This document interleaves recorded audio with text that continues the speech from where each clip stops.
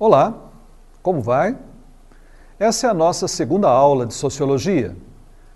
Vimos na primeira aula que a Sociologia estuda a sociedade e que a sociedade é uma organização social, ou seja, um padrão social.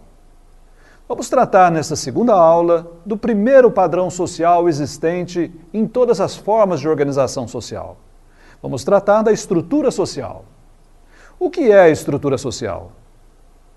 A ideia de estrutura implica um conjunto de elementos articulados entre si, formando uma totalidade.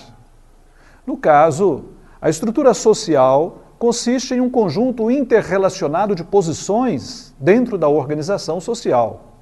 Por exemplo, na faculdade há várias posições. Tem-se a diretoria geral, a diretoria acadêmica, a vice-diretoria acadêmica, a coordenação de curso, o professor titular, o professor adjunto, o assistente e assim por diante. Um conjunto de posições que formam a estrutura da organização social. Todos nós ocupamos posições dentro das organizações sociais nas quais vivemos, seja nas díades, nos grupos ou organizações formais das quais participamos, ou nas comunidades ou sociedades a que pertencemos. A posição ocupada pelo indivíduo na organização social é chamada de status. O que é o status? Status não é, como entende o senso comum, algo próprio ou exclusivo de quem é rico, poderoso e influente na sociedade. Status é a posição do indivíduo na estrutura ou hierarquia social, de acordo com os critérios poder, prestígio e privilégios.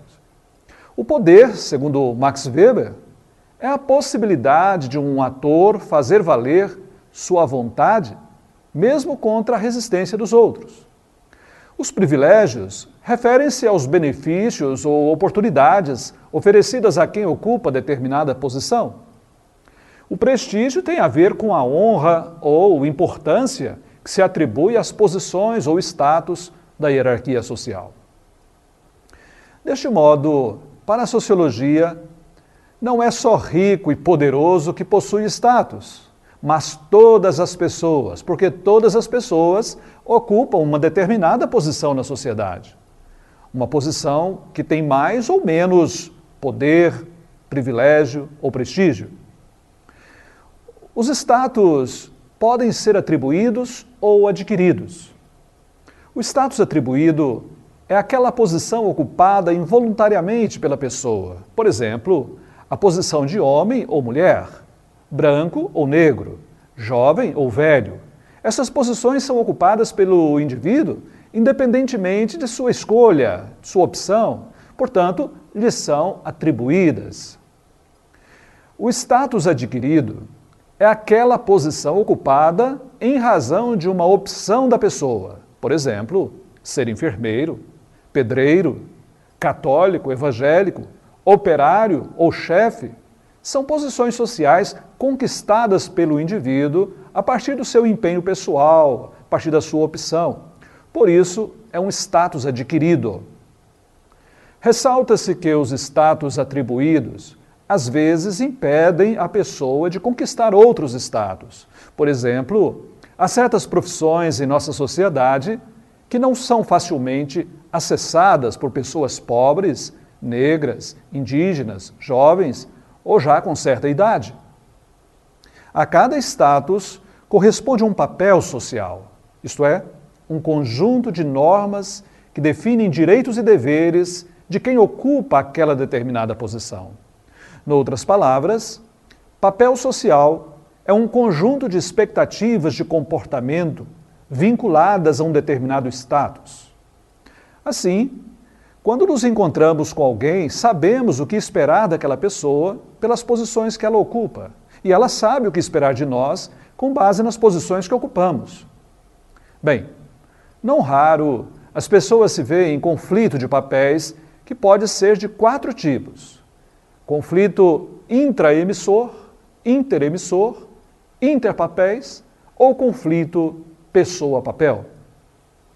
O conflito intraemissor ocorre quando alguém se vê entre expectativas contraditórias vindas de um mesmo emissor. Por exemplo, A mãe espera que as crianças se divirtam, mas que não desarrume o quarto.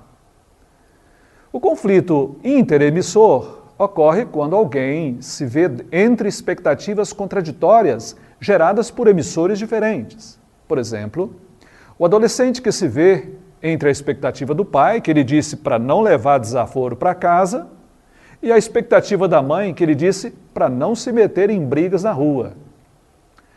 O conflito interpapéis é aquele em que a pessoa, ocupando posições sociais diversas, tem dificuldade de conciliar os seus diversos papéis sociais.